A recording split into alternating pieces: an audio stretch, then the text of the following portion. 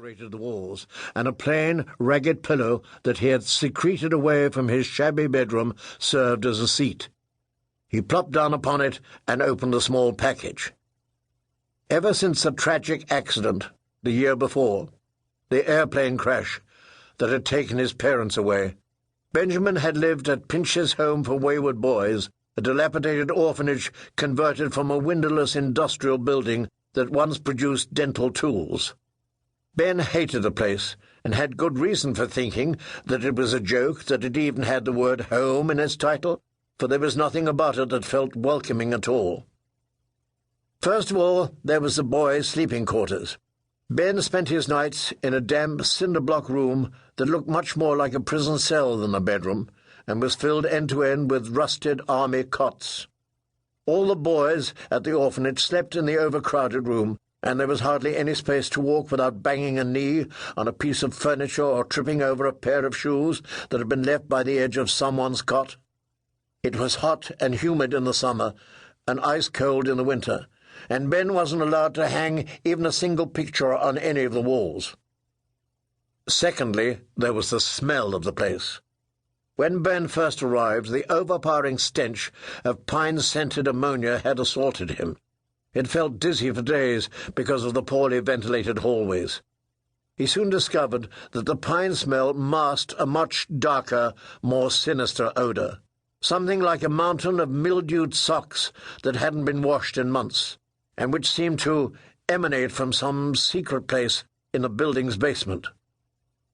Lastly, and most importantly, there were two people that looked for ways to make his life in the bleak institution as difficult as possible.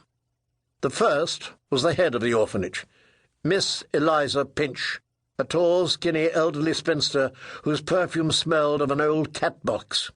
Why she had ever opened an orphanage was unfathomable to Ben, for she was very vocal about her hatred for children, and seemed to harbour a special loathing just for him. Mr. Roach was the self-appointed discipline master at the orphanage, and loved nothing more than to dish out punishment to any orphan who looked at him the wrong way. Ben had spent many terrible nights scrubbing the smelly kitchen under Mr. Roach's watchful eye, and deeply resented being punished for imagined crimes that he hadn't committed. Life was certainly a lot different for him now than it had been a year earlier.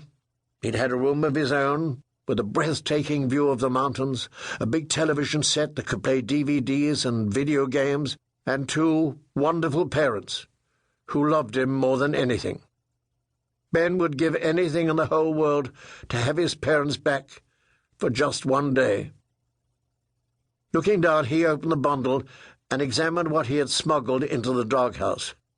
$20 in quarters, his savings from helping out Mr. Conkle, the kindly gardener who had been fired 2 weeks ago, was shoved inside an old tube sock. Miss Pinch regularly searched Ben's possessions, which were kept in an old shoebox underneath his cot. The old woman insisted that the reason for this was simply routine inspection, but she inspected Ben's box twice as often as the other boys, and Ben suspected that she was hoping to find something that would get him into trouble. Ben had learned from experience that it was in his best interest to hide whatever small valuables he had, or they would mysteriously disappear while being subjected to one of Miss Pinch's probing searches.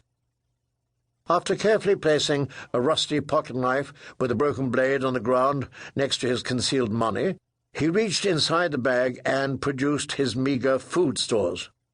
Next to the knife and sock, he set a tin of Vienna sausages and a small, foiled-wrap package of frosted Pop-Tarts, both of which he had liberated from the school kitchen 2 weeks ago during a punishment for Mr. Roach. "He would kill me if he knew." The thought of the greasy cook finding out that he had taken the food filled Ben with sudden dread. He had a fleeting memory of his first week at the orphanage, when, assuming that he was allowed to eat like he had at home, he had taken a cookie from the chip jar on the cafeteria counter. The other boys in line had let out a collective gasp when they saw what he had done, and it had taken little time for Ben to realize why they had reacted with such alarm. To his surprise and horror, Ben found himself dragged by his ear into the orphanage filthy kitchen.